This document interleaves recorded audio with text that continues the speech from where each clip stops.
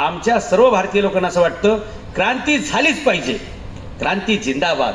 पण क्रांती कशी करायची? मी घरात बसेल, गावाने क्रांती करायची. आणि गावातल्या प्रत्येकाला असं वाटतंय की गावातल्या लोकांनी क्रांती केली पाहिजे, मी सोडून मी कुठे काय जाणार नाही. शिवाजी महाराज जन्माला यावेत शेजारच्या घरामध्ये, ही आमची परिस्थिती आहे.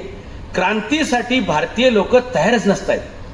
भगतसिंग, चंद्रशेखर आझाद ही 23 वर्षाची पोरं फासावर गेली हा देश स्वतंत्र करायला. आणि आज 23 वर्षाच्या पोरांना हे कळत नाहीये की आम्ही काय करायला पाहिजे. त्यांच्या हातामध्ये मोबाईल दिलेत, त्यांच्या घरात TV दिलेत आणि एक डिग्री देऊन बाहेर सोडलेले.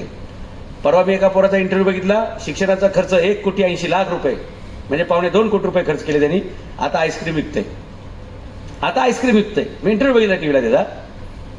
मला सांगा, 2-2 कोटी रुपये खर्च करून जर आईस्क्रीमच विकायची असेल तर मी 25 वर्षापासून तर हेच तर सांगतोय ना नरड काढून की इडली विका, चहा विका, अंडी विका, दूध विका, काहीतरी विका.